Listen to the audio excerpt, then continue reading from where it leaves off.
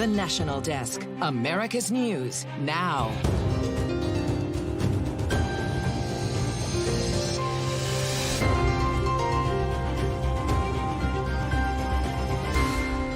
After a deadly weekend of storms, more states under a tornado watch. Who faces the biggest threat on this Memorial Day? A grave mistake. Israel reviews a strike and subsequent fire that could have left dozens dead near a supposed safe harbor area. Then toxic chemicals in baby food went unregulated until now. How our exclusive reporting helped change the law. This is the National Desk, America's News Now. I'm Amira David. On this Memorial Day evening, a tornado watch in place over parts of Maryland, the District of Columbia, Virginia, and North Carolina until 11 p.m. tonight. While in the Northeast, thunderstorm watches are in effect until 9 p.m. over New York, New Jersey, and parts of Pennsylvania. Later tonight, southern Georgia will be under a severe thunderstorm watch until at least 10 p.m. And you can really see how that storm system devastated parts of Arkansas over the weekend. The state had at least 8 deaths, marking the deadliest tornado event in Arkansas in 10 years. At least 21 people have died across 4 different states, leaving hundreds injured and tens of thousands without power. Now in Kentucky, where 4 people died over the weekend, close to 150,000 people there still without power. Arkansas, West Virginia, Missouri, and Alabama are all close to or over 50,000 without power. So far, this spring has been the second busiest tornado season in the past 14 years. As of yesterday, according to the National Weather Service, there have been 989 sightings behind only 2011 that had more than 1,600 tornado sightings at this time. It has been an unusually active time of year. The average year sees about 721 twisters. And the weather, in part, causing the air travel headaches that have come to define this holiday weekend. Major backups recorded just 2 days after TSA set a new record for most travelers screened in a single day. FlightAware.com tracking more than 5,400 delays within, into, or out of the United States today, along with more than 450 cancellations. Dozens believed to be dead, hundreds wounded from an apparent Israeli airstrike near a camp where displaced Palestinians were taking refuge in Rafah, causing a massive fire. IDF forces admit this was an operation to take out 2 senior Hamas militants, but Prime Minister Benjamin Netanyahu, he has called the loss of civilian life a tragic mistake. Aid distribution group UNICEF says the incident is proof there's no safe place in Gaza. You speak to colleagues on the ground who speak of children just they're hearing these cries, but they could do nothing. You don't have a fire brigade ready to respond. And so that's the scenario that families find themselves in, and they will find themselves in that again tonight. It still remains unclear how the fire happened, but Israel now facing fierce international criticism. Several countries calling on the IDF to halt military action in line with a recent International Court of Justice order to do so, though its implementation is seemingly subject to interpretation. The fire came hours after Hamas launched a rocket barrage into Tel Aviv for the first time in months. Questions over what it means for Mideast peace with future ceasefire talks on shaky ground. National correspondent Natral Nashar has more. Smoking piles of debris, once shelter for displaced civilians, many of them women and children, in the southern Gaza city of Rafah.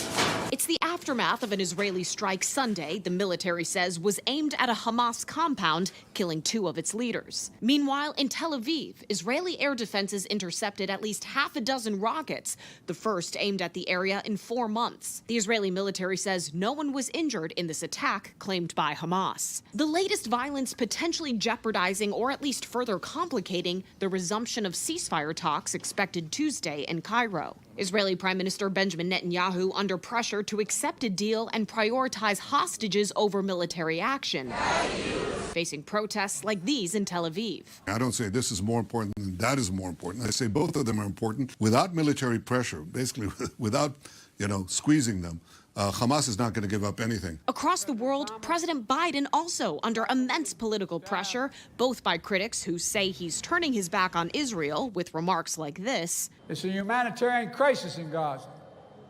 That's why I've called for an immediate ceasefire. And those who say he shares responsibility for the carnage in Gaza by providing Israel military aid, like Progressive Congresswoman Rashida Tlaib of Michigan. Attacking the authority of the International Criminal Court and interfering in the legal process is nothing more than an attempt to prevent the genocidal maniac Netanyahu and his senior Israeli officials from being held accountable for those crimes against humanity. You are an enabler, President Biden. Looking ahead to the Democratic National Convention in Chicago later this summer, there's at least 36 delegates representing the uncommitted primary ballots cast by people upset with the president's support for Israel. Though small in size, leaders of the group say they hope to take full advantage of being in the national spotlight. On Capitol Hill, I'm Atrel Nashar for the National Desk, America's News Now. Meantime, concerns tonight of escalating cross-border tension after an Egyptian service member was killed during a gunfire exchange with Israeli security forces at the Rafah border crossing. Israel took control of that crossing when beginning its ground offensive in Rafah, which sits at the border of Egypt. The circumstances around the shooting were not immediately clear, and IDF forces say the incident is under investigation. Right now, a manhunt underway in Louisiana for 2 of 4 men who escaped from a jail north of New Orleans. The other 2 were recaptured today after police found them hiding in a dumpster. The 4 escaped over the weekend during recreational time at the Tangipahoa Parish Jail, and 3 of the 4 were charged with murder in a home invasion. The 4th was serving time for armed robbery and weapons charges. No one's been arrested yet after a shooting that killed a teen and hurt 6 others in Lansing, Michigan this morning. At least 1 person is in critical condition. Police believe it was an isolated attack. Meantime, a 61-year-old man is in custody in California after at least 5 people were shot and injured in a San Fernando home on Saturday. The condition of the victims unclear, as well as the motive. And it's comes as a Los Angeles police search now for the killer responsible for the death of General Hospital actor Johnny Wachter, who was gunned down at the age of 37. His mother said he was shot on Saturday when 3 people were trying to steal a catalytic converter from his car. Diversity, equity, and inclusion, or DEI initiatives, are dissolving at colleges and universities across the country. Critics say DEI programs are discriminatory, but supporters say they are needed to level the playing field. The National Desk's Janae Bowens has a look at the controversy. The desire for diversity, equity, and inclusion seems to be dying down. This process was accelerated because of the anti-Israel protests.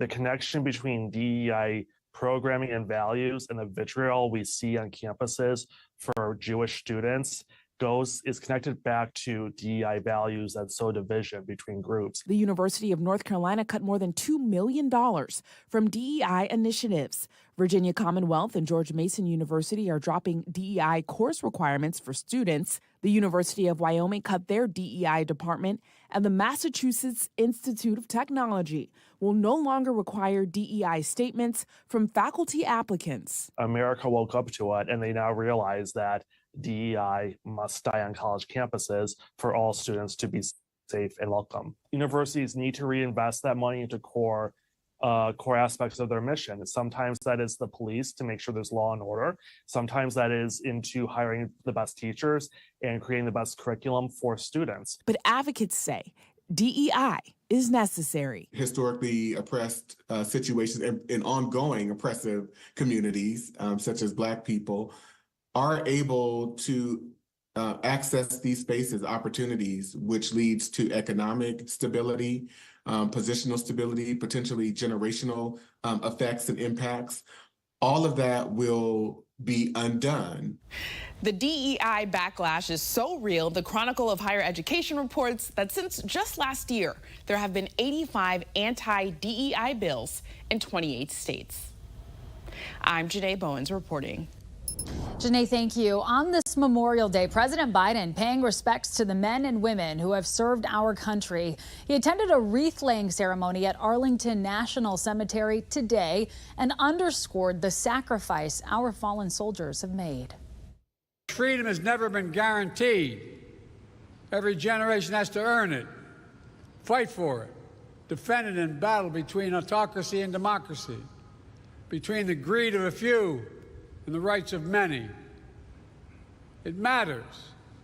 Our democracy is more than just a system of government. It's the very soul of America. Coming up, consumer prices are up nearly 20% since 2021. What to expect from the newest inflation reading coming out this week. Then a major victory in the fight against toxic metals in baby food. How a new law could help protect the most vulnerable amongst us. And later, license plate readers are being reinstalled in Austin. Why they were once removed and why officials are now leaving the old policy behind.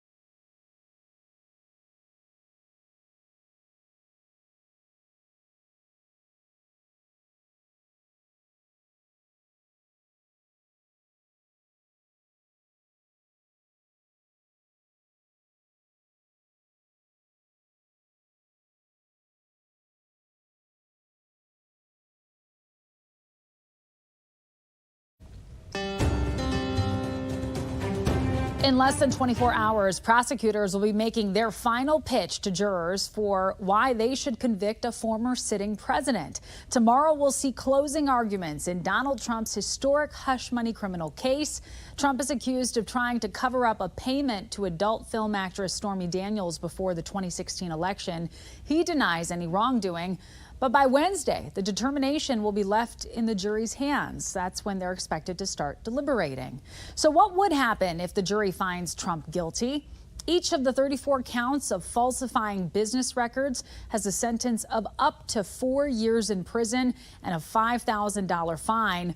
But probation or house arrest are also possible scenarios. The judge has said jailing Trump is a last resort.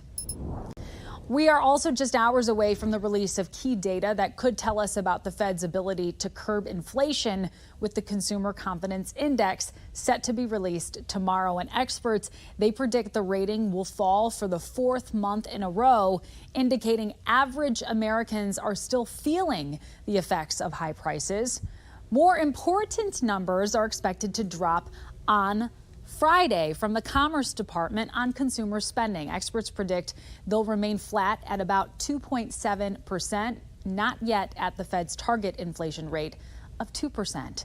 Overall inflation has eased from its 2022 highs, we know that, but Americans, they are still seeing generic prices go up, even if it's by smaller amounts. According to the Consumer Price Index, overall prices have increased nearly 20% since the beginning of January 2021.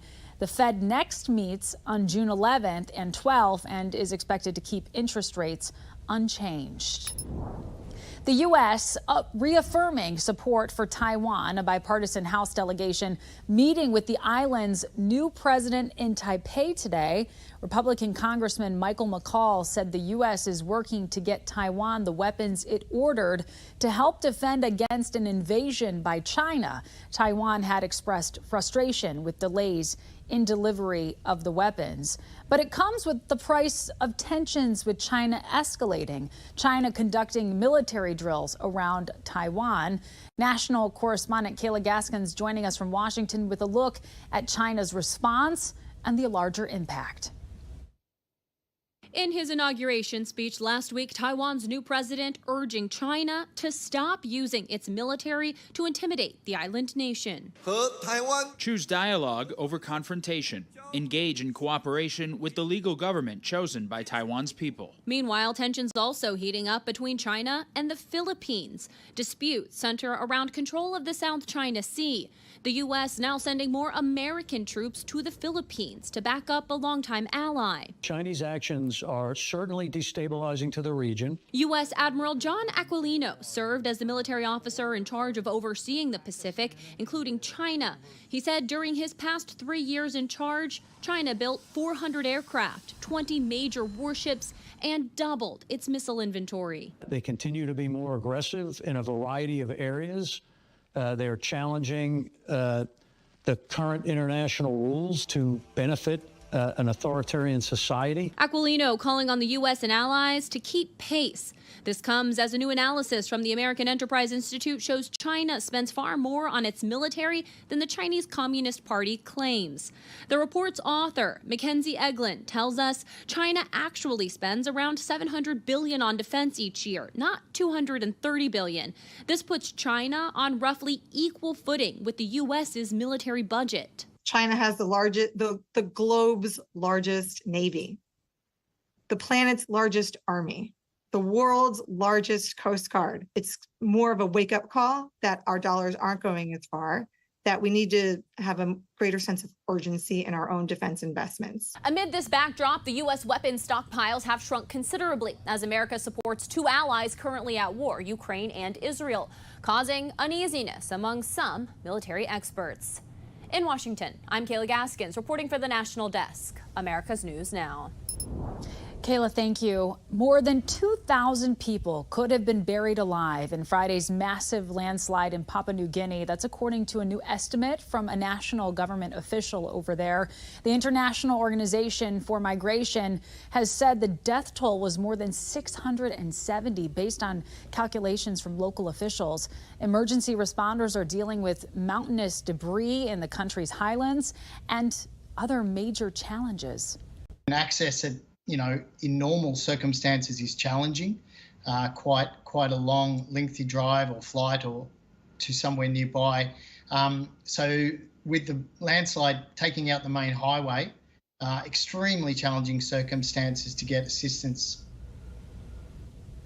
And Papua New Guinea's government has requested international support. Well, for years, toxic metals have been lurking in the food we feed to babies and toddlers. But despite alarming levels detected in baby food, the industry has remained unregulated. Until now, that is. And it's all thanks to groundbreaking action in Maryland. Spotlight on America's national investigative correspondent Lisa Fletcher was invited to stand with the governor as he signed into law a piece of legislation inspired by her many years of work on this issue. House Bill 97, Senate Bill 723, Rudy's Law. With this signature, Maryland is taking the most aggressive action in the country to protect babies from dangerous toxins in their food. Can I get you all looking right up here, please? A new law signed by Governor Wes Moore will require baby food makers to test their products for heavy metals like lead and arsenic, which are known to harm children's brains. And they'll have to inform the consumer about what their products contain. The law's architect, Jason Nunez, is chief of staff for Delegate Denny Taveras. I was watching the news, I saw your story, and right away I knew that we needed to act. We've been investigating toxic metals in baby food for years. Despite knowledge of contamination dating back to 2017, the FDA and Congress have taken no action to force baby food makers to test their products or to limit the neurotoxic metals within them. I mean, the truth of this is that Congress has had every opportunity in the world for years to get this done, and it's become a partisan issue. Yes. The FDA has had every opportunity in the world to get this done for years. Should U.S. legislators and the FDA be taking a cue from you, given that you got this done in 90 days? They have to step it up. They have to step it up. Children are being hurt. They eat this food every single day. The law's namesake is this little boy, Rudy Callahan. He's one of hundreds of kids nationwide who suffered lead poisoning after eating pouches of cinnamon applesauce that contained lead that was 2,000 times above the proposed safety limits. Rudy's mom, Sarah, sat down with us when the law was proposed. What does that mean to you? I'm really happy that we can advocate on Rudy's behalf and that his situation and his experience can be turned into a law. You met the Callahans, you met Rudy. How much did putting a little face and a little tiny body on the information change or motivate even more what you were doing? Oh yeah, I lit a fire for sure. You want to see this take fire across the country? Oh yeah. Oh, yeah. It already is. Nunez says both New York and Pennsylvania are putting forth legislation that will mirror Rudy's law. And California was the first state in the nation to pass a baby food safety law. It went into effect January of this year. For Spotlight on America, I'm Lisa Fletcher. Lisa, thank you. Legendary NBA big man Bill Walton has died after a prolonged fight with cancer. The UCLA star went on to become an NBA Hall of Famer and star broadcaster. He was a league MVP, two-time champion, and member of the NBA's 50th anniversary and 75th anniversary teams. Walton overcame a stuttering challenge to become a longtime broadcaster with both NBC and ESPN. He was 71 years old. And coming up, Baltimore was just named the U.S. overdose capital. When we come back, how much worse the problem is there and how it stacks up to other big cities.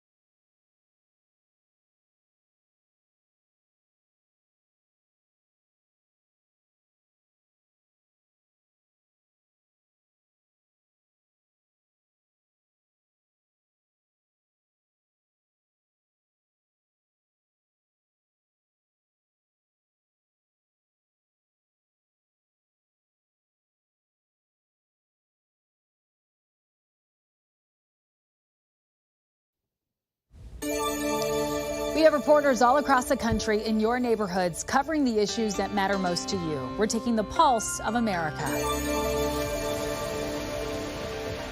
Now dubbed as the overdose capital in a recent New York Times article. In the past 6 years in Baltimore, nearly 6,000 lives have been lost from opioids like fentanyl. The death rate from 2018 to 2022 nearly double that of other large cities. Reporting was shocking. We always knew there was a problem, but had no idea the magnitude of the problem. I asked Mayor Brandon Scott's office if he was aware of the magnitude of the crisis and what he plans to do moving forward. This is a serious problem. But it's not just a problem in Baltimore. Statewide data shows fentanyl is involved in about 81% of all deadly overdoses. Data also shows deadly cocaine overdoses last year increased by more than 18%. Do you think the legislature needs to do more? Yes, absolutely. Senator West says there should be a task force to help figure out a better solution. Simply prosecuting is not sufficient.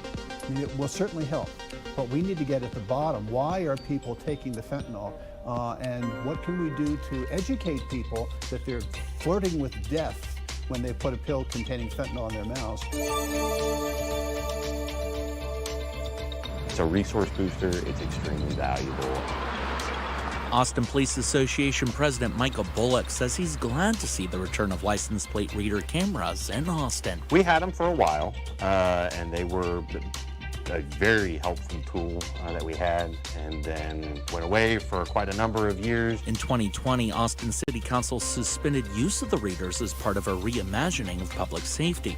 20 of the cameras have now been installed across the city and went online March 29th. Bullock says at a time when staffing issues have put a strain on patrol officers, the new tool helps identify stolen vehicles and fugitives wanted for serious crimes. As our resources are being spread thin, it's harder and harder for officers to be engaged and proactively looking for things.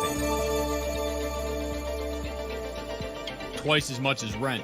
That's what childcare costs for families with 2 or more kids in Pennsylvania. Employees at a Johnstown daycare say since the COVID-19 pandemic, the rising costs have been continuous. Ever since then, just the cost of living has just kept skyrocketing out of control, and it's kind of just forced us to charge our parents and our children's parents to pay a little more money just to keep this place running. Childcare providers say keeping the place running has not been easy, even with the costs they say they realize can be high. We have to be able to pay our employees and those that are working here, and they deserve to be paid even more than what they are paid.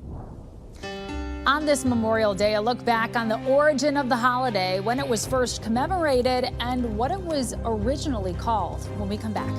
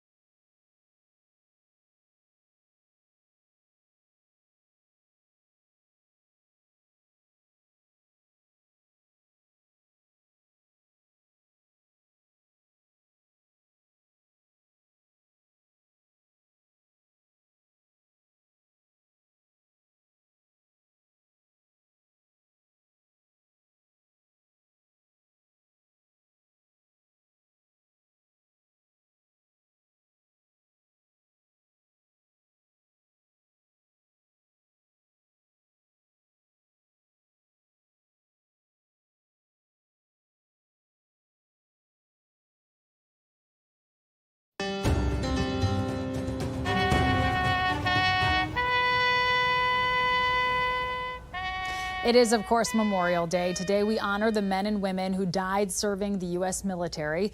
But you might be interested to learn it wasn't always known as Memorial Day. Originally, it was called Decoration Day, as graves of the fallen were decorated with flowers. The tradition began in the 1860s, and in 1968, Congress passed the Uniform Monday Holiday Act, establishing Memorial Day as the last Monday in May and, of course, a federal holiday. That does it for this edition of the National Desk.